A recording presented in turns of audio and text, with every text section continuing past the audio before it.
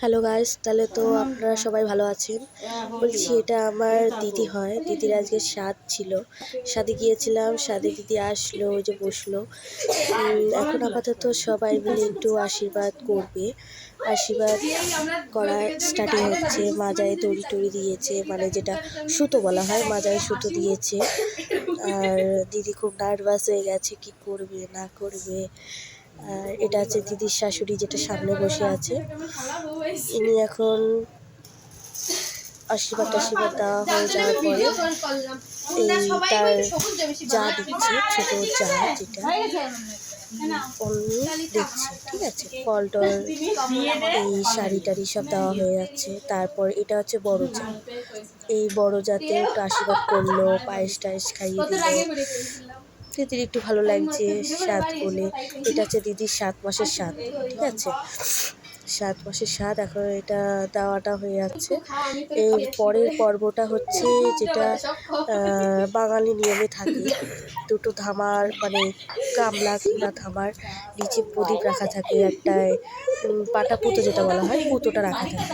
এই যে এখন সেই গামলা তুলবে, আশীর্বাদ করে দিচ্ছে, ঠিক আছে।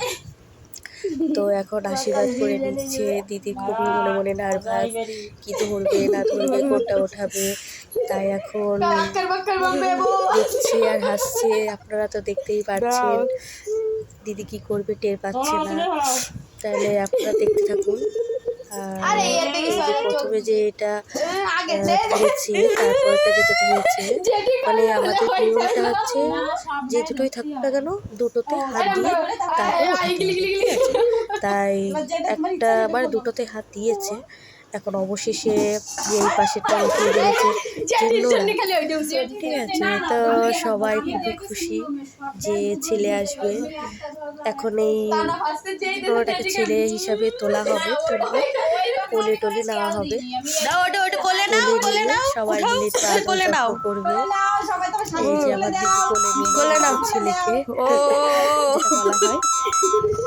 ছেলেকে নিয়ে এখন নেবে ছোট চা নেবে, তারপরে নেবে বড় চা নিয়ে, তারপরে আপনারা তো দেখতেই পাচ্ছেন। তো অবশেষে বলছি আপনারা দেখতে থাকুন।